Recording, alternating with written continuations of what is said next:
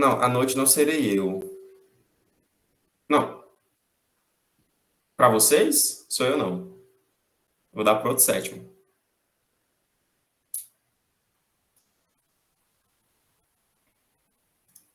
Turma, vou começar. Nada. Vou começar respondendo a pergunta que tinham feito. Se não me engano, foi Letícia.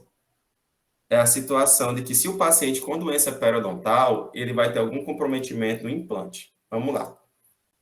Pode acontecer duas coisas. O paciente com doença periodontal, ele pode apresentar um periodonto reduzido. E se o periodonto for muito reduzido, nós teremos um rebordo, já que ele vai ter a exodontia, né? Uma área desdentada muito reduzida.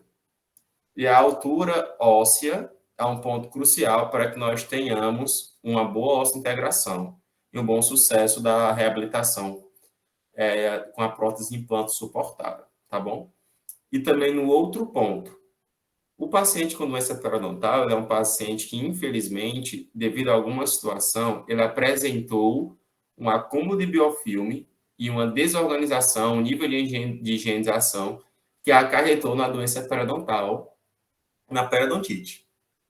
E o que acontece? A periodontite, se vocês lembrarem, ela é uma doença crônica que vai causar essa perda de estrutura óssea de maneira crônica e progressiva. Então, se ele chegou naquele caso de periodontite, se for a periodontite induzida por biofilme, não foi do dia para a noite.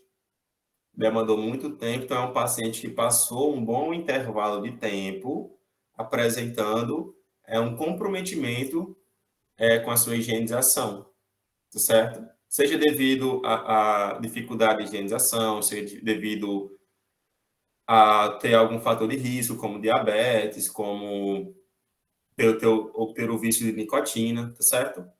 Então, por isso que a nossa próxima aula vai ser sobre planejamento reverso na implantodontia.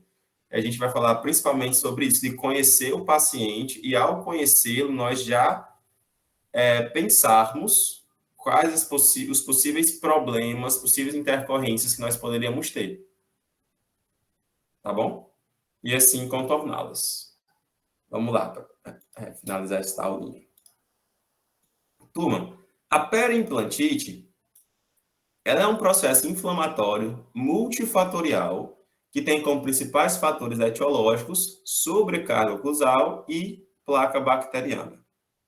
Mas a gente viu que são diferentes fatores de risco que interferem no surgimento ou não da periimplantite. Então, um dos primeiros pontos é identificar, para o tratamento, é identificar esses fatores de risco e garantir que eles sejam controlados. Então, se tiver muita placa bacteriana, então a gente tem que ver dificuldade de acesso do paciente ou ele próprio peca um pouquinho na sua preocupação com a higienização. Então, instrução de higiene oral e conversa com o paciente. Existem algumas medidas que nós podemos fazer para garantir o melhor acesso àquela região para que ele possa higienizar. Então, por isso que as condutas de tratamento de periimplantite são tão amplas. A gente pode fazer irrigação da bolsa com clorexina 0,12, só lembrando, como a gente vai ter perda óssea, nós teremos aqui também uma bolsa, tá certo? Não chame de bolsa periodontal. Tá bom?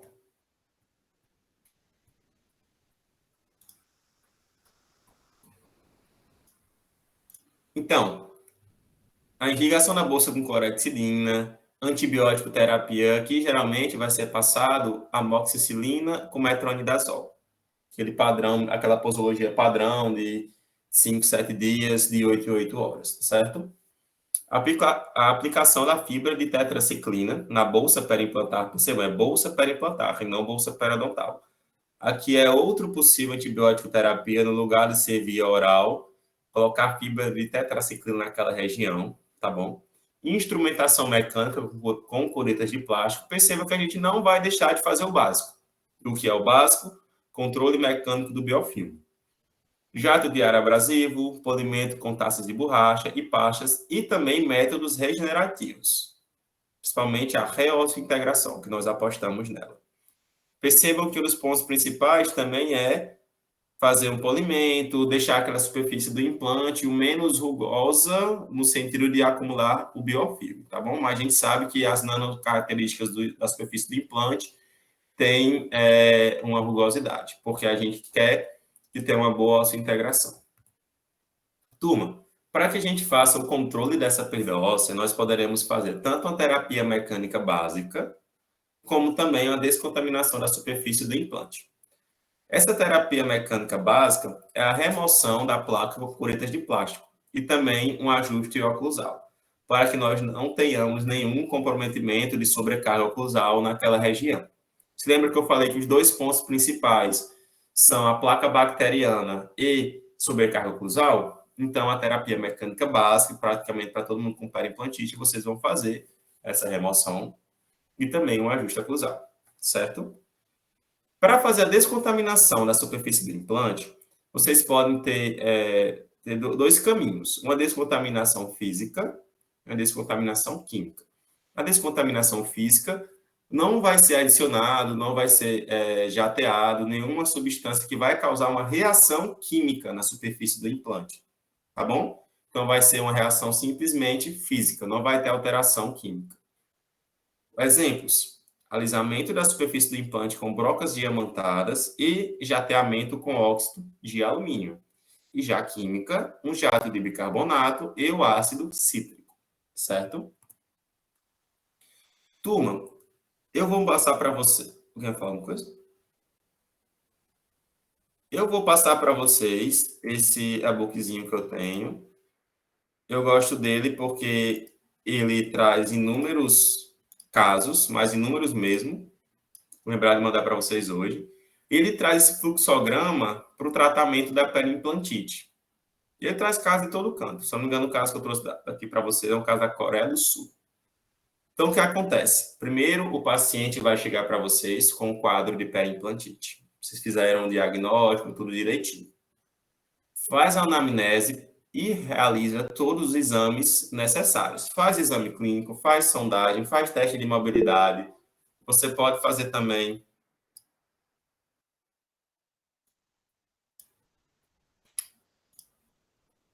Guilherme, pode ser que o ultrassom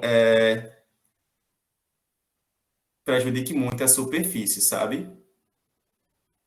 Aí você pode utilizar só o jato de bicarbonato, tá bom? Às vezes o ultrassom não é bom, né? Até alguns porcelanatos, por exemplo, que pode causar ranhuras muito fortes, certo?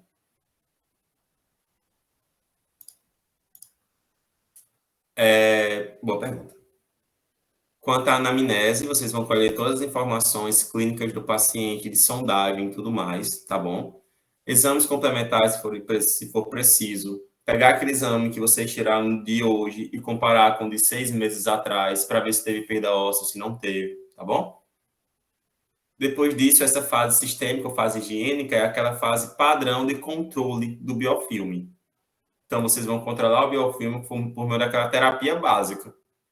Remoção de biofilme, pode fazer uma irrigação com solução de gluconato de clorexidina, tá certo?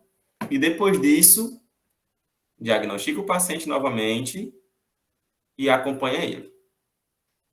Depois dessa situação, pode acontecer que você já tenha que fazer a explantação. A explantação é a remoção do implante. Implantação a gente coloca, explantação a gente retira. A explantação, como vocês podem ver, ela pode acontecer após qualquer conduto que você tiver feito. Desde o comecinho, ou então depois de tudo, tentou tudo, não deu certo, explantação. Mas a gente vai falar sobre sintomas absolutos e relativos para explantação. Sintoma absoluto é aquele, está presente, tem que remover. Relativo é quando a gente tem ele ali, mas a depender da situação, nós conseguimos manter o implante, tá certo? Depois desse controle mecânico básico de biofilme, o que aconteceu? Você vai entrar agora na fase corretiva. Na fase corretiva, você pode ter dois caminhos: um tratamento inicial não cirúrgico e um tratamento cirúrgico, certo? Fase corretiva, tratamento cirúrgico, reavaliou esse paciente e ele volta para a manutenção. Deu tudo ok, tratou ele da periimplantite. Depois disso, na verdade, o paciente não ficou tratado por completo. Você vai entrar na fase corretiva com tratamento cirúrgico. E esse tratamento cirúrgico pode ser ressectivo ou regenerativo. Nós vamos ver o que é, tá bom? Depois desse tratamento cirúrgico, reavalia novamente o paciente e, se não der certo, explantação. Mas se der certo, reavalia, faz suporte, só acompanha o paciente, tá bom? Essa fase corretiva, turma, ela pode ser ressectiva e regenerativa. O que é a ressectiva? Ela vai ter como objetivo reduzir ou eliminar as bolsas periimplantares hiperplásticas, ou então as patológicas, tá certo? Que tenha resistido ao tratamento inicial. Então, tá aquela bolsa periimplantar hiperplástica, ou então tá aquela bolsa periimplantar que mesmo com você removendo o biofilme e passando perogate se manteve ali, elas vão ser removidas, tá certo? Principalmente para promover uma boa higiene ao paciente. Porque aquela área da bolsa periimplantar, vocês concordam que o paciente não vai conseguir fazer a higienização, tá certo?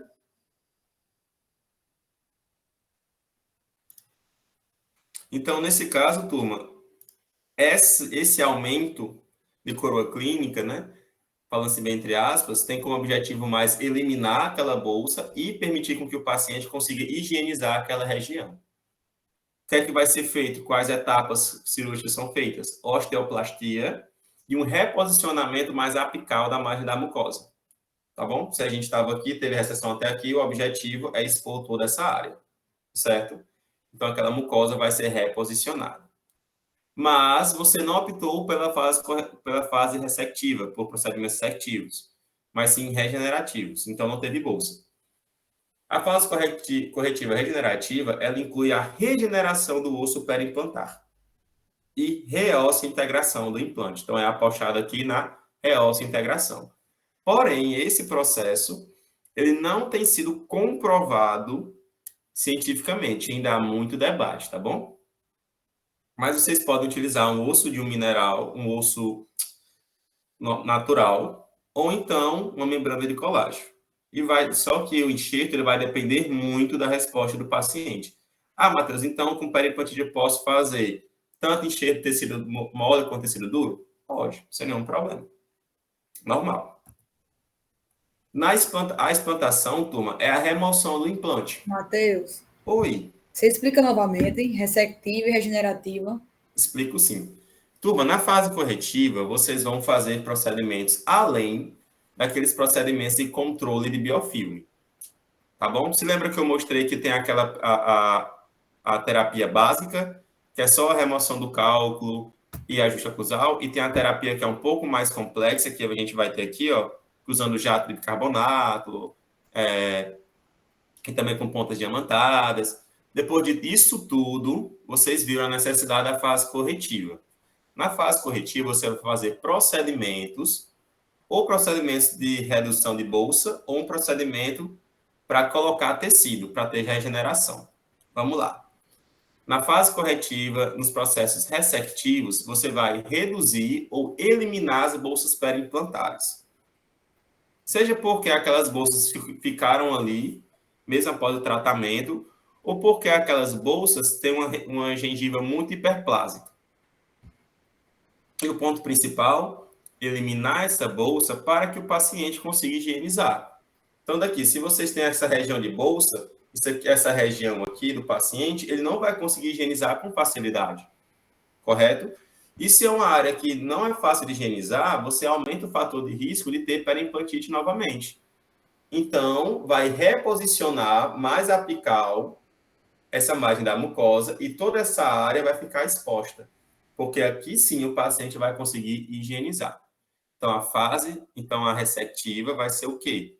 Redução ou eliminação de bolsas para permitir uma melhor higienização do paciente. Na regenerativa, você vai fazer regeneração de tecidos, não é isso? Você vai apostar na reosso-integração para regeneração do osso periimplantar. Ainda existe um debate muito forte sobre a realce integração, mas empiricamente ela acontece. Pode ser utilizado tanto o enxerto autógeno quanto o exógeno. E pode ser utilizado tanto enxerto de tecido mole quanto enxerto de tecido duro. Certo? Ficou mais claro agora? Oi.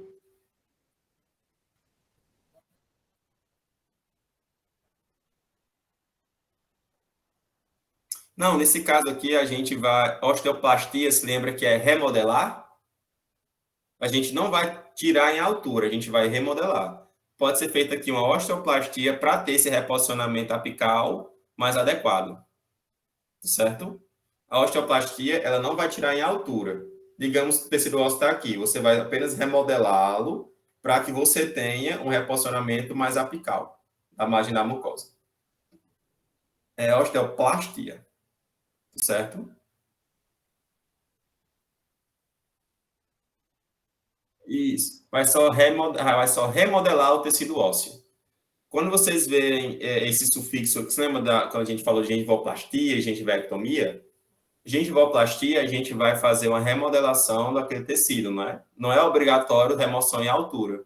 Quando a gente tem a osteoplastia, é isso também. Nós vamos remodelar aquele tecido ósseo, porque nós queremos um melhor reposicionamento apical nessa margem da mucosa da bolsa periimplantar. Tranquilo?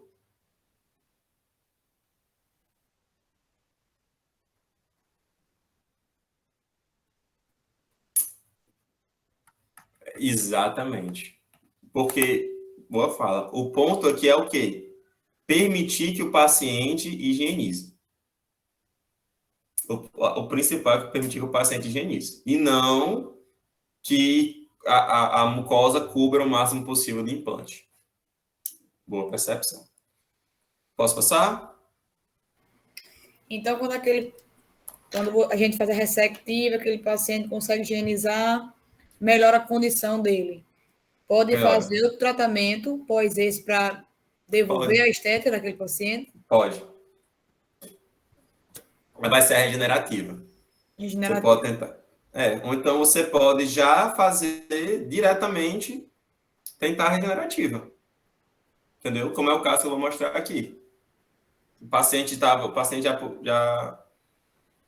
você já podia fazer diretamente a regenerativa naquela situação. Você vai fazer, você não vai deixar de fazer uma remoção da bolsa, né, para conseguir fazer o enxerto do tecido mole. Está correto. Pode fazer sim. Tá bom? Matheus, bota só um slide aí, por favor, para tirar uma Isso foto. aqui, na Isso. hora. Eu vou mandar um e-book para vocês. É de um e-book, ela é bem tranquilinho. Eu gosto Pronto. dele porque ela é bem clínico. Aí vai são só de casos, por isso eu disse que ela é bem clínico.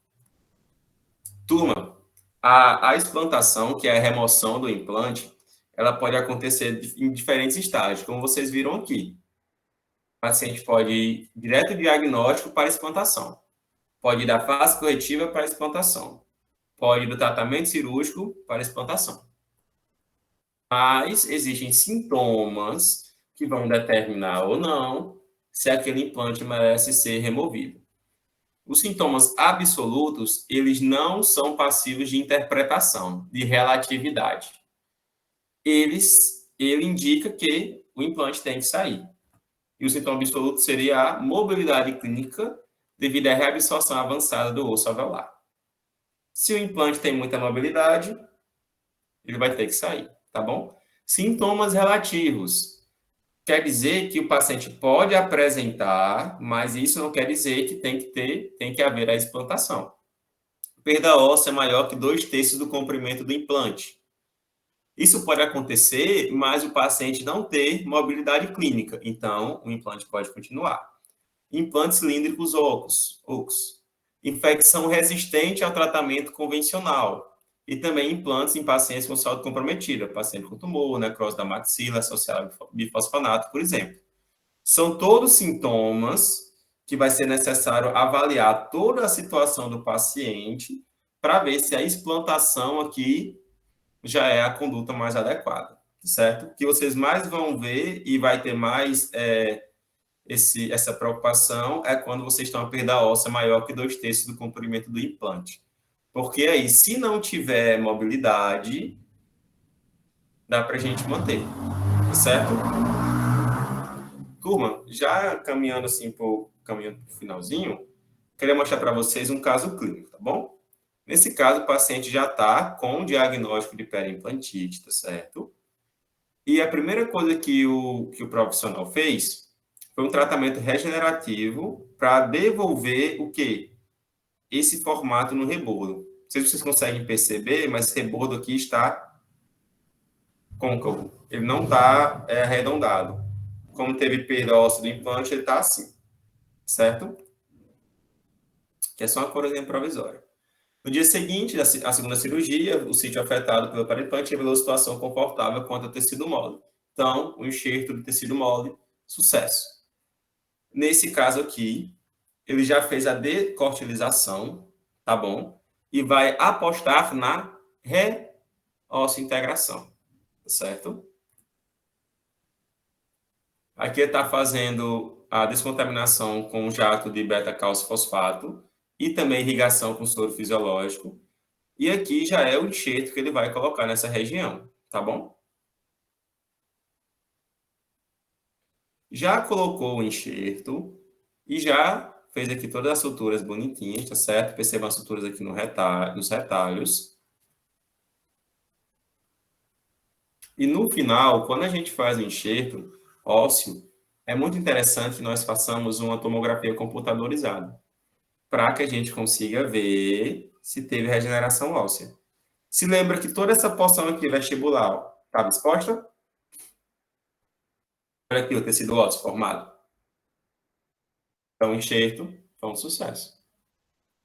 E 4 meses após a cirurgia, olha como está essa região. Tá ótimo. Tá bem natural.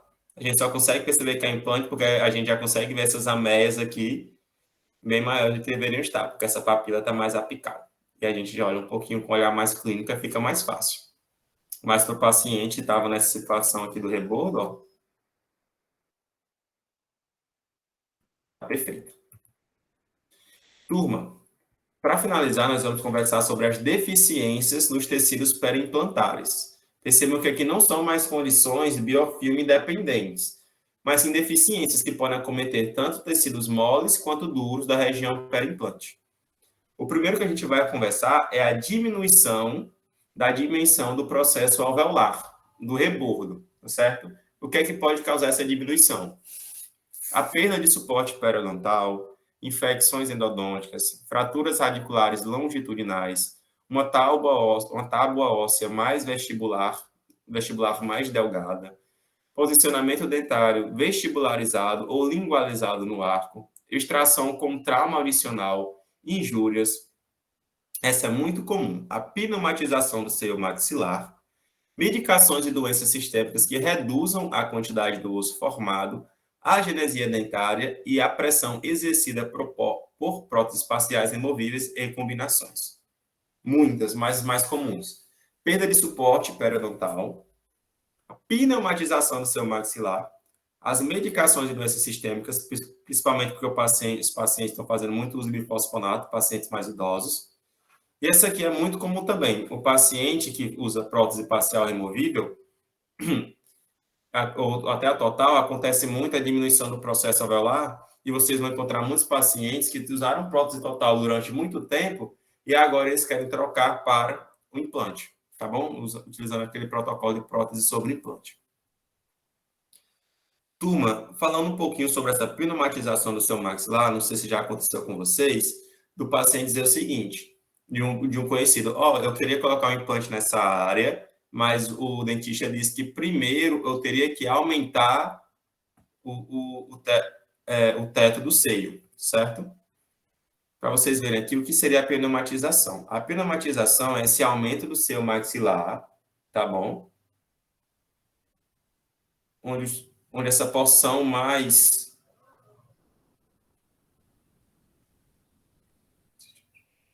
Uma hora vai aparecer, só esperando o vídeo carregar. Onde essa porção do seio vai se direcionar mais profundamente, e esse rebordo alveolar completamente diminuído. Então, não dá para fazer o implante aqui. Se colocar o implante aqui, vai ter infecção do seio e o paciente vai ficar com sinusite o resto da vida. Tá bom? Então, o que é que a gente faz? Um levantamento de seio. Coloca um enxerto nessa região. Tá certo? As deficiências em tecidos moles, a deficiência principal é a recessão da mucosa periimplantar. E as causas são o mau posicionamento do implante, ausência de osso vestibular, um tecido mole fino, por isso é importante conhecer o fenótipo periodontal do paciente, se aquela espessura de gengiva que ele tem é fina ou se não é. Se é muito fina, tem mais chance de ter recessão, tá certo? A ausência de tecido queratinizado, o estado de inserção dos dentes adjacentes e trauma cirúrgico. Não esqueçamos que quando nós fazemos a exodontia, aquela altura da papila vai depender do nível de inserção do dente adjacente e, por consequência, também a proteção às recessões, tá bom? Quanto à ausência da mucosa queratinizada, como eu já adiantei lá no comecinho da aula, não tem evidência sobre o efeito da mucosa queratinizada na saúde periimplantar a longo prazo. Porém, parece haver vantagem em relação tanto ao conforto do paciente quanto à facilidade de controlar o biofilm. E falando um pouco sobre o osso periimplantar, não esqueçamos que a altura da papila entre dentes e implantes é afetada pela altura do tecido periodontal do dente adjacente ao implante. Sempre que aquilo a gente conversou sobre a altura da papila, é exatamente isso, tá bom? E a altura da papila entre implantes vai ser determinada pela crista óssea. Pela crista óssea e pela tecido pela mucosa que está aderida a ele, tá certo? Aqui. Que determina essa altura da papila é a crista óssea, junto com essa quantidade de mucosa, tá bom? E quando é uma área vizinho ao dente adjacente, como essa papila aqui, o que vai determinar a altura dessas papilas é o nível de inserção do dente vizinho, que é esse aqui. E o nível de preenchimento delas, que é que vai determinar a distância da crista óssea ao ponto de contato. Só para lembrar algumas coisas que nós vimos na nossa segunda aula. Turma, muito obrigado pela atenção de vocês. Gabriel, pode, por favor, parar a gravação.